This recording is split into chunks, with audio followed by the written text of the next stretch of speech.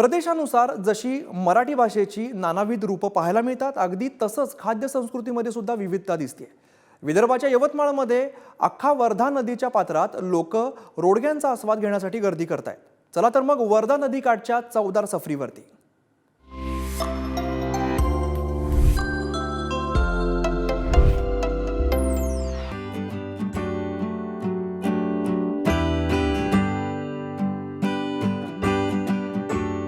विदर्भवासियांचा सर्वात आवडता पदार्थ म्हणजे पानगे किंवा रोडगे आणि बटाट्याची आणि वांग्याची भाजी। आणि त्यांचा हाच आवडता पदार्थ थेट वर्धा नदीच्या पात्रात खाण्यासाठी दरवर्षी गर्दी होते।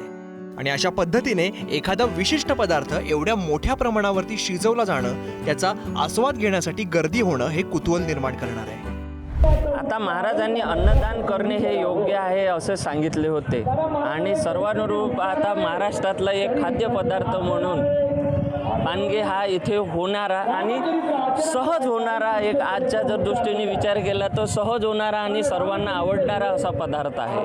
त्याच्यामुळे या रेतीच्या सर्व घाटामध्ये आज तुम्हाला फक्त पानग्यांचाच स्वयंपाक दिसेल। यवतमाळ जिल्ह्याच्या राळेगाव तालुक्यातील रामतीर्थ हे शेवटचं गाव। गावाच्या शेजारून वर्धा नदी वाहते।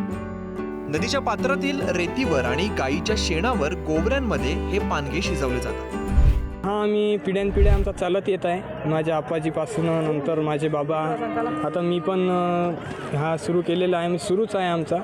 आणि इथला एक विशेष पदार्थ म्हणजे पानगा, जो लोक आवर्जून खाण्यासाठी इथे येतात आणि ही प्रथा आमची पिढ्यानपिढ्या चालू आहे, लोक स्वीकारतात पिढ्यानपिढ्या। आणि नानाजी महाराजांचं इथे देवस्थान आहे म्हणून ते लोक इथे स्वयंपाक करत असतात।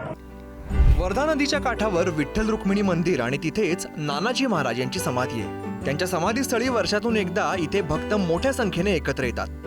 मंदिरात भजन कीर्तन असे कार्यक्रम होतात आणि नानाजी महाराजांना रोडग्यांचा नैवेद्य दाखवला जातो।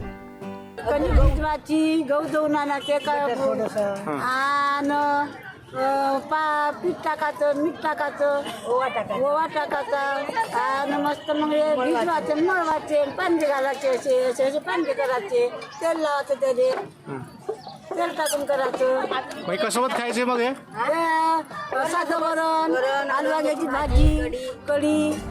नानाजी महाराजांनीच अन्नदान करण्याची शिकवण दिली असं हे त्यांचे सगळे भक्त सांगतात आणि त्यांची ही शिकवण आचरणातही आणतात। त्यामुळे दरवर्षी न चुकता या नदीपात्रात एक दिवस रोडगे खाण्यासाठी सहकुटुंब जमतात आणि आनंद साजरा करतात। यवतमाळहून कपिल श्यामकुमारसह रिद्धी म्हात्रे, पुढारी न्यूज।